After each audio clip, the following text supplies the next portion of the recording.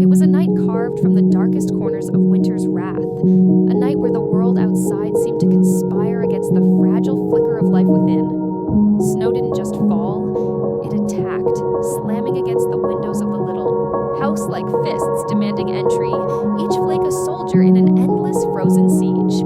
The wind screamed through the skeletal trees, a banshee's wail that rattled the walls and sent shivers down the spine of anyone foolish enough to listen. Inside, though, a different battle raged, one quieter but infinitely more desperate.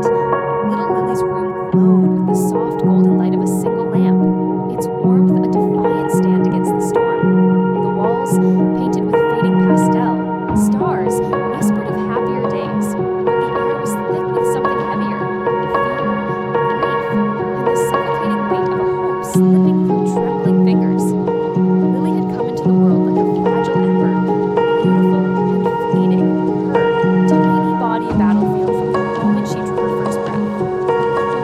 Nameless illness had sunk its teeth into her, relentless and unforgiving, stealing her strength with every passing day. Her parents, Sarah and Tom, were warriors in their own right, exhausted, hollowed out by sleepless nights and endless years, yet refusing to surrender. They chased everything, consulted every doctor, clung to every fragile thread of possibility, but the last visit had shattered them. The doctor's words still echoed in their skulls. Finally, there's not much time left. Prepare yourselves. Prepare? How do you prepare to lose the light of the world? Every night they knelt by her crib, their voices hoarse from whispered pleas, their hands clasped so tight their knuckles turned white. They begged the heavens, the stars, anything that might listen, for a miracle they were starting to believe would never come. And then there was Max. Max, the beating heart of this story, a golden retriever with fur like molten sunlight and eyes so deep, so knowing, they seemed to hold the weight of 1,000 unspoken promises. On the day Lily came home, to only go home with Sarah's arms, Max had chosen her. He wasn't just a pet, he was her shadow, her shield, her unwavering companion. When her cries split the silence of the night, Max was there, pressing his warm body against her crib. His soft whimpers longed to her pain. When the fever raged and her breaths grew shallow, he'd rest his head near her tiny hand, as if willing, his strength into her. At night, he slept at the foot of her crib, his steady breathing a rhythm that anchored them all. He never wavered, never strayed, not once. To Max, Lily wasn't just a child. She was his purpose, his everything. But that night, oh, that night, the storm outside was nothing compared to the tempest brewing within those four walls. Lily's condition had plummeted, a sudden, vicious decline that stole the air from the room. Her breaths were ragged, each one a fragile thread threatening to snap.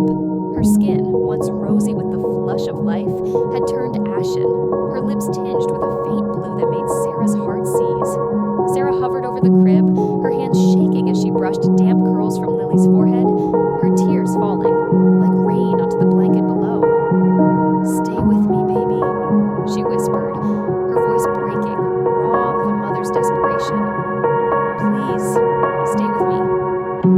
Tom stood in the doorway, a statue carved from anguish, his fists clenched so hard, his nails dug into his palms, he wanted to scream, to fight, to tear the world apart, but all he could do was watch, helpless, as the daughter he'd sworn to protect slipped further away. The clock ticked on, each second a hammer blow to their fragile hope.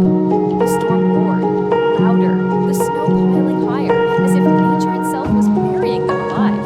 And then, amidst the chaos, a soft sound cut through the haze, the gentle tap of paws on hardwood.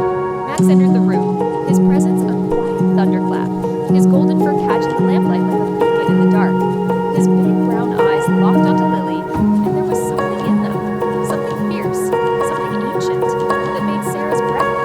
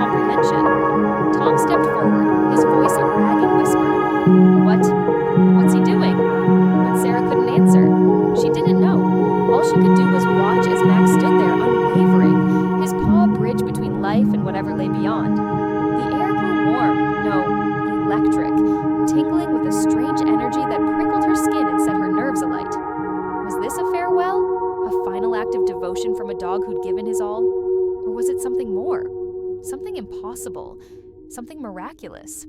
Minutes stretched into an eternity, the silence so profound it felt like the world had stopped turning. Max didn't move, didn't flinch, his breathing slow and deep, as if he were pouring his very soul into that touch. And then, just as quietly as he'd begun, Max lowered his paw. He sank to the floor beside the crib, his body curling protectively around it, and let out a soft, shuddering sigh. His eyes, half open, stayed fixed on Lily, watching her with a quiet intensity that sent chills down Sarah's spine.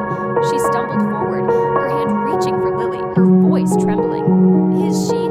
But she couldn't finish the sentence. She didn't dare. The night crawled on, a slow, torturous march toward dawn. Sarah and Tom stayed by the crib, their hands entwined, their whispers a fragile thread holding them together. They didn't sleep. They couldn't. They waited, caught between despair and a flicker of something they were too afraid to name. The storm raged on, the snow piling against the house like a tomb. But inside, the air felt different, charged, alive, as if something had shifted in the shadows. And then, as the first pale light of morning clawed its way through the frost-covered window, it happened. Lily stirred, her eyelids fluttered, delicate as moth wings, and opened to reveal eyes that sparkled with a faint, iridescent light. Her cheeks, so deathly pale the night before, flushed with a whisper of pink, like the first blush of spring after an endless winter. Her breathing steadied, each inhale a soft, defiant victory over the darkness that had nearly claimed her. Sarah gasped, her hand flying to her mouth as a sob tore free. Tom, look at her! Tom lurched forward, his knees buckling as he dropped beside the crib. Lily's tiny fingers twitched, reaching out, and then, a smile, faint but unmistakable, curved her lips, the spark of life where death had lived. Just hours before, Sarah swooped her up, clutching her daughter to her chest, her tears soaking into Lily's hair as she rocked her back and forth. Baby, she choked out, her voice a gleam of disbelief and joy.